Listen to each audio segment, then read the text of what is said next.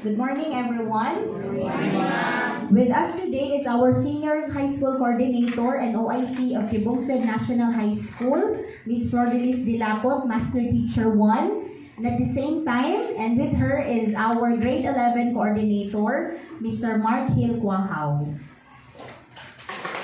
For today, we will be discussing methodologies and approaches of community action and involvement across disciplines.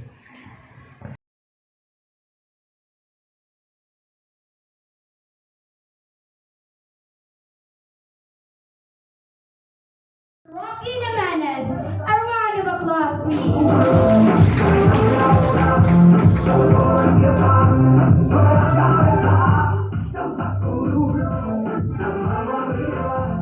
Thank you, Miss Yoko.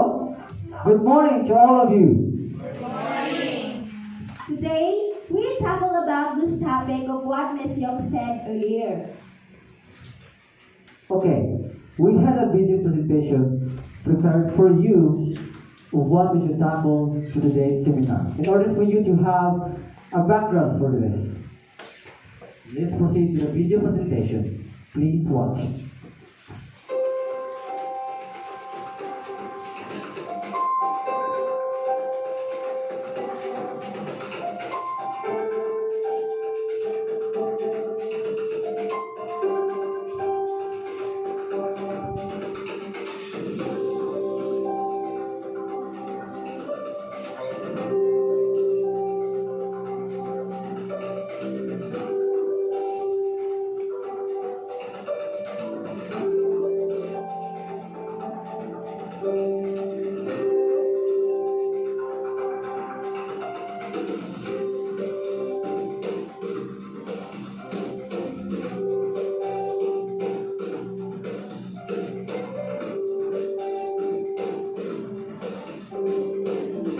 In relation to our topic in the video presentation, there are 6 components of methodologies and approaches of community action and involvement across disciplines. First one, we have partnership building with local groups. Second, community profiling. Third, need assessment. And fourth, working with core groups together on leadership development, participatory action planning. And fifth is social action, and the last is evaluation. Yes, there are 6 components, and that is for the next slide.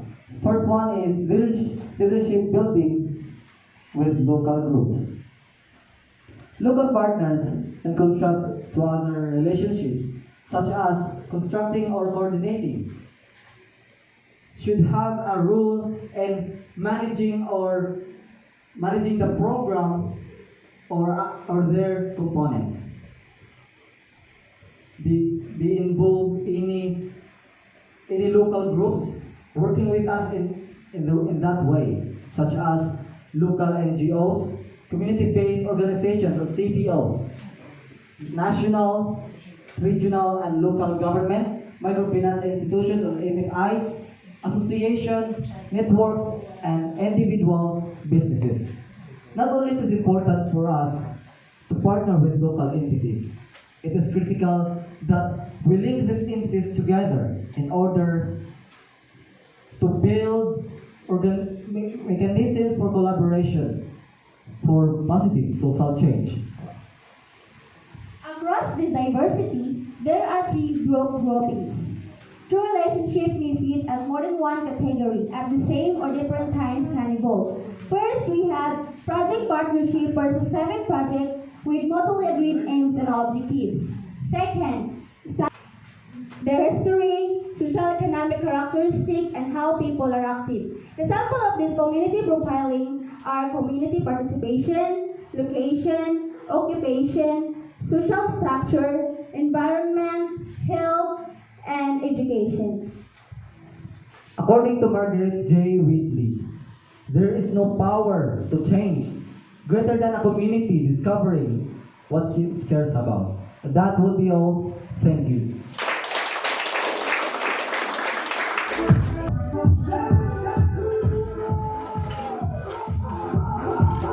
Thank you to the both of these speakers.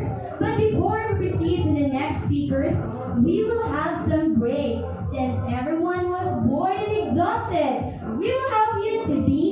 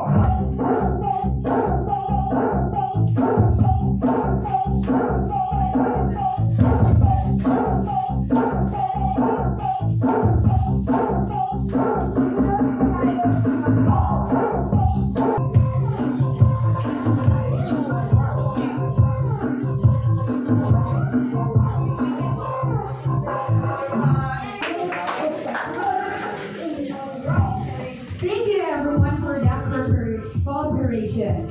And now, ladies and gentlemen, our next speakers for this seminar, let me call on Miss Stephanie Villanosa, Miss Sesame Salapang, and Mr. Benboy Gabiola, and no other than Miss Missy Kahayag. Our round of applause, please.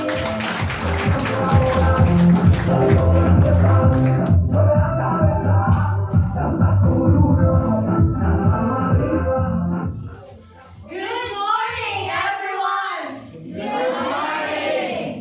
Oh, I thought there are more than 24 listeners, but it seems 1, 2, or 3. So, can we hear your voice again?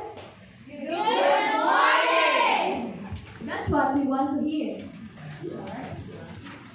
Our discussion for today is needs assessment, working with the core groups or the leadership, development, participatory action planning, social action, and evaluation. What comes in your mind when you hear those components? So, I guess we are conscious in that. Okay, so no more chica, let's start. So, in this juncture, you'll learn about those components.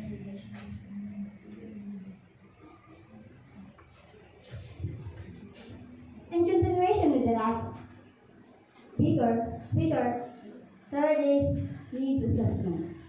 Needs assessment is a systematic approach that progresses through a defined series of phases. Needs assessment focuses on the end to be attained rather than the means. For example, reading achievement is an outcome, whereas reading instruction is a means towards that end. It gathers data by establishment procedures and maintaining specific purposes. The kinds and scope of method design are selected to fit the purposes and context of the needs assessment.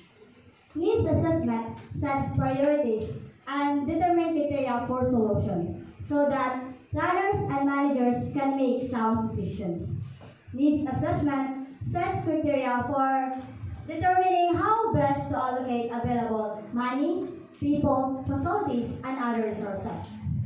Needs assessment lead to action that will make improved programs, services, organizational structures, and operation, or a combination of these elements. Thank you.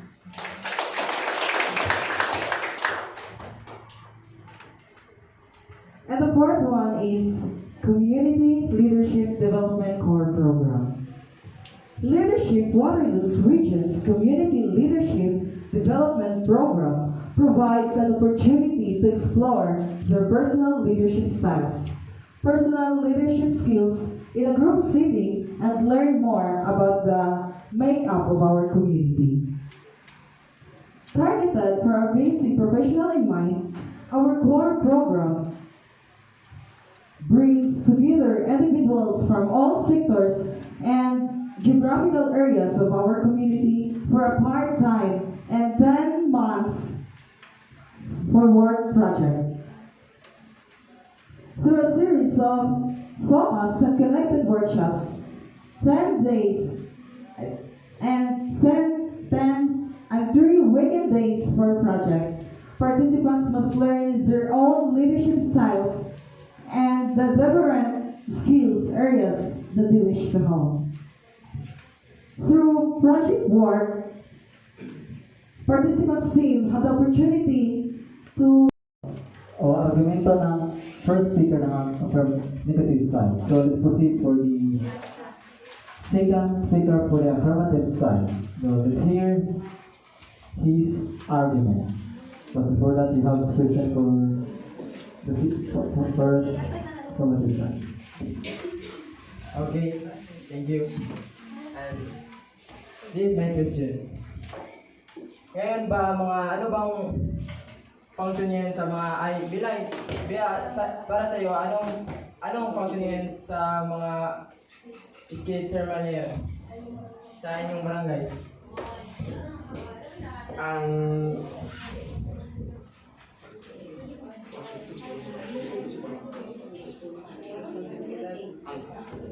Ang responsibilidad ng tagapagpamuno sa aming barangay ay para ilayo kami sa mga masamang gawain.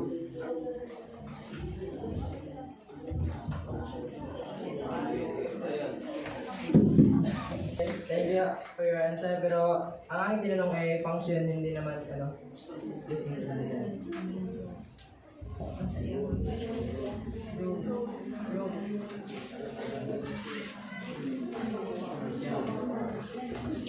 Sila yung naglagay sa mga kabataan upang mapalayo sa mga masamang gawain. Okay, thank you for your answer.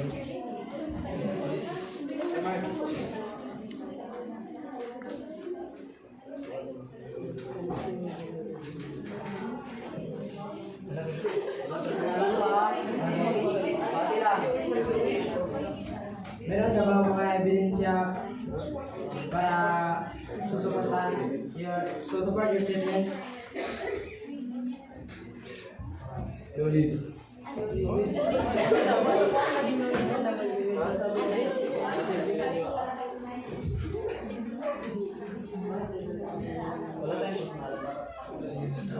nasa rebatan tayo. Meron pa tayong rebatan pa.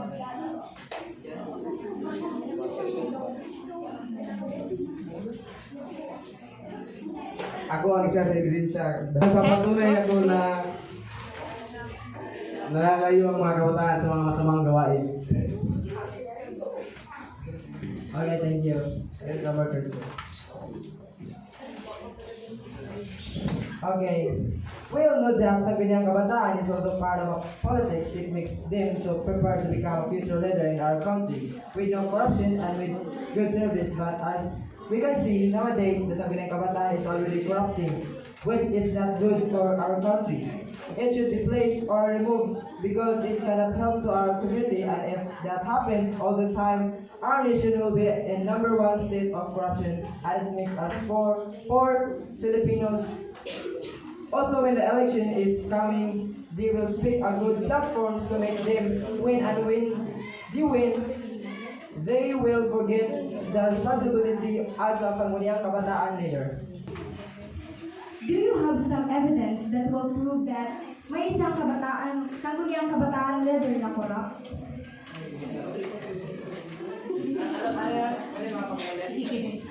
Do you have some evidence that will prove that may isang sangguniang kabataang leader na corrupt?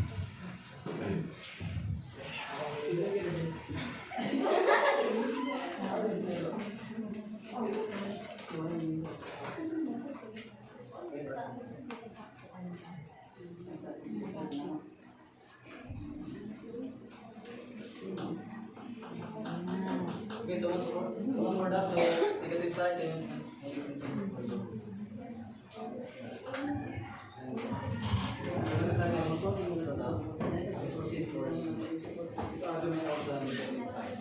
Good morning, ladies and gentlemen. My name is Raquel Lamayan Cabualan, the second speaker and negative side. Sangguniang Kabataan is very important. Why? Because under RA 7160, the main function of SK or Sangguniang Kabataan are to promulgate resolutions necessary necessary to carry out the objectives of the youth and in the barangay to initiate programs designed to enhance social, political, economic, cultural, and spiritual, and physical developments of the members and to conduct fun visits. For example, the Sangguniang Kabataan is the best venue to put Filipino youth's potential, skills, and talents to good use. If youth is involved in barangay activities, just like for example, the sports, then there's a big chances that he will be out of doing bad things. That's all. Thank you. Thank you.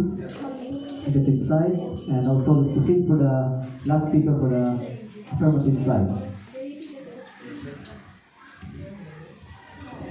By the way, I'm the third speaker from affirmative side.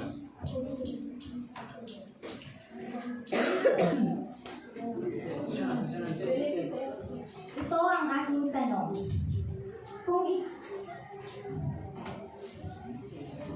Assume yourself as a SK chairman in your barangay. Paano mo mapapangalagaan ang iyong pag-aaral at ang mga kabataan iyong nasasakupan? I will manage my time. Magbibigay ako ng oras para sa mga aktibidades na gagawin ko sa aming komunidad at magbibigay din ako ng oras para sa aking pag-aaral. Anong klaseng aktibidades or mga gawain? Just like, katulad ng mga paglalaro, kagaya ng basketball, softball, or volleyball, tapos gagawa rin ako ng mga aktibidades na kagaya ng paglilinis sa komunidad. So, kapag sila ay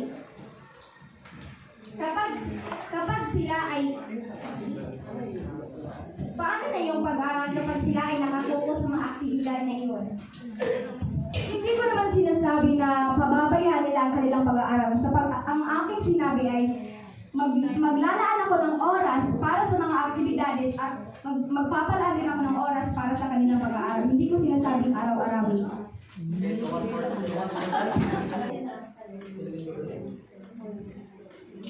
According to the Philippine government, according to the Philippine government survey from Kenneth Cabradilla started this petition to politics. The SK want to remove in our government system in Philippines because based in our observation that are practically useless because their actions are coming from the official above them. In short, they are still depending on what the higher ranks will say to them. They don't do their work as an SK chairman. Maybe there are a few who are doing their job religiously. Sangguniang Kabataan are useful indeed now. But what happened to them? They are just wasting the money of the people. Thank you.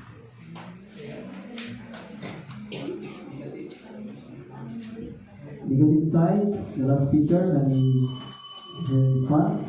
Thank you, affirmative side, for the last speaker. We'll proceed for the negative side.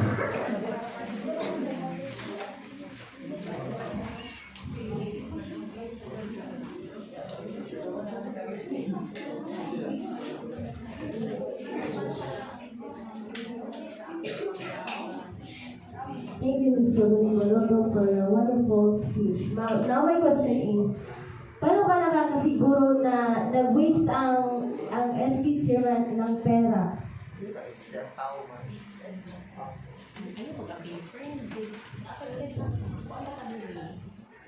Nakakasiguro ako kasi base sa aking nakita sa aming komunidad, katulad ay isa sa mga gawain ito or programa na kanilang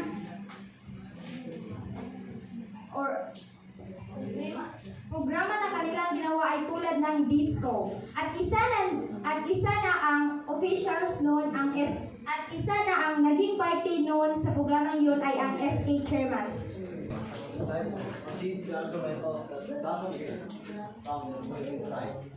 Vinci often said that the Sangguniang Kabataan or SK is a council meant to represent the youth of each barangay in the Philippines. It is the governing body of the KK Katipunan ng Kabataan, a set of the youth leaders elected by the KK members to represent them and deliver youth-focused services in the barangay. So, the issue here is to abolish ang Kunia Kabataan or not. For the negative side, we are not going to agree that SK will be abolished. SK should be reformed, not abolished. Why? Practically abolishing SK will deprive the voice of the youth. What's the purpose of being youth if we don't have a voice in government serves as a leader of the youth?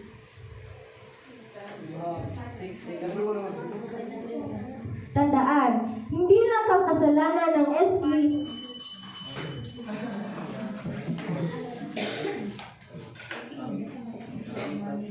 Maraming salamat. Ang huling speaker ng executive side. So, let's hear the question for no. Wala na tayong tanong sa...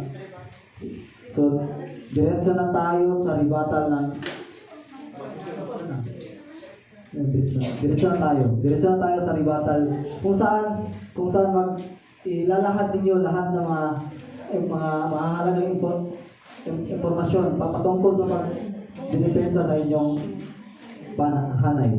So let's proceed for the positive or affirmative side. Your strong argument and information.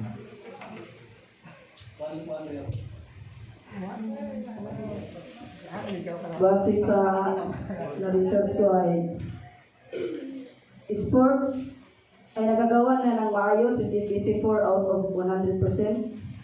But in education, there is something wrong, is 6 out of 100%. So, paano ba ito nasasabi natin namanis ng maayos? O mismo natin makita sa social media itong malabas.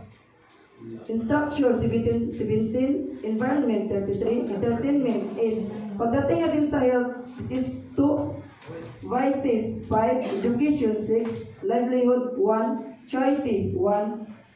So, kaya hindi na dapat natin ito pagsayan ng panahon kasi alam naman natin kung anong ginagawa ng ating mga leaders sa ating barangay.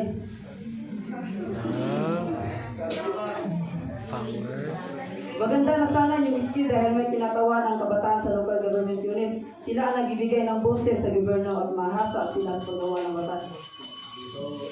Pakinggan ang argumento ng rebuttal sa negative side.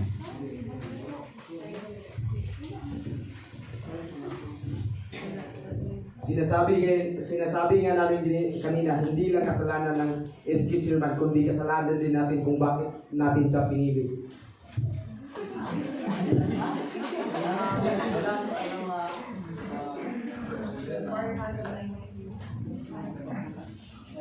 Pa kayo para sa kalahasian.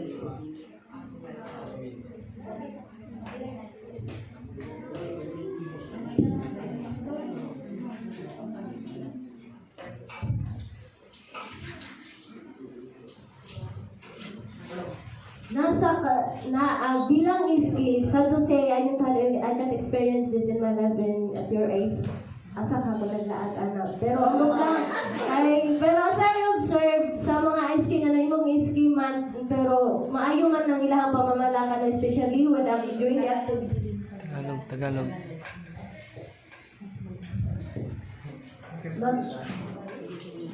Mabuti ang mga naidulot nito sa mga kabataan, lalo na yung may mahilig sa mga sports. Una nila pinatuunan ng pansin yung mga kabataan.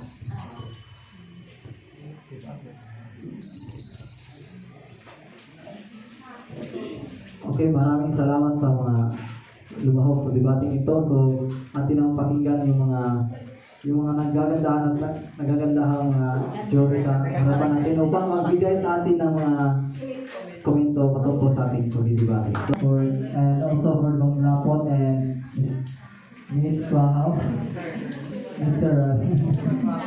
para sa kanilang komento base sa ating pagdidebating sa umagang ito. So, dito na ang 40.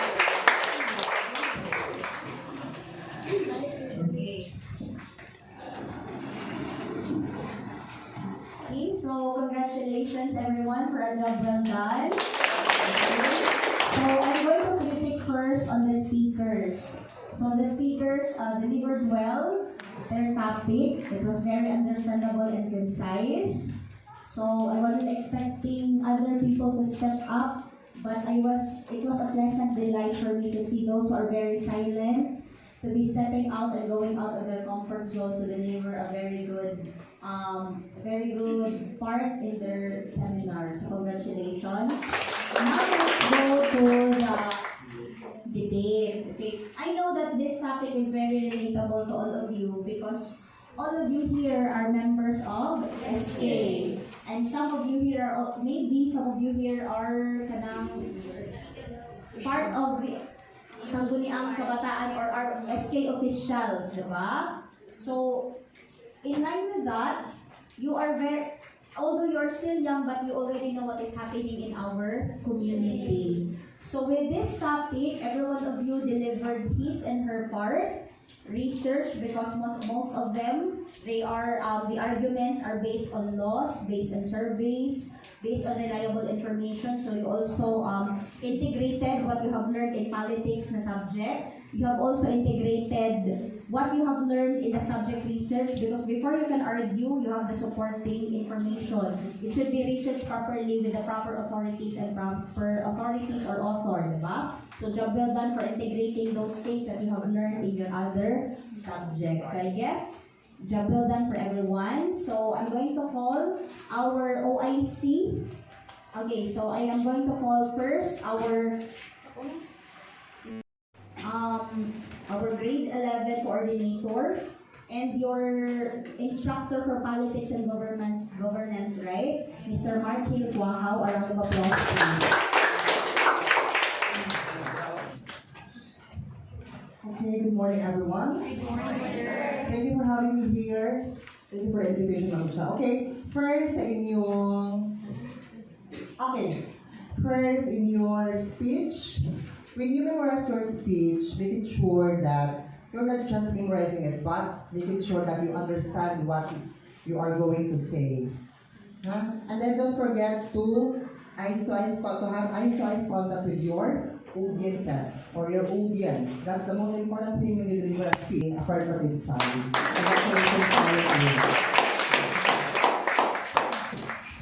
Thank you very much, sir. And now let us have our Master Teacher 1, Senior High School Coordinator at the same time, the OIC for the day, Miss Flordelis Dilapot. A round of applause. Thank you, Madam Chair. Okay, good morning. Good morning, ma'am. Okay, so this time you have put up a great performance when it comes to your seminar. Okay, so these are the things that I have noticed. I have taken down notes. Some of these are, first is the division of labor. So we start from the very beginning of your seminar. Who is in charge of the prayer? Miss Yogo. At the same time, she is the master of ceremony. How many members are there in your group? 8. So as a master of ceremony, she is in charge of the flow of your program. So there should be someone, the rest of the 7, assigned to pray much of your time. I hope next time you did great, then kanang improve some things na. Okay, thank you very much for listening.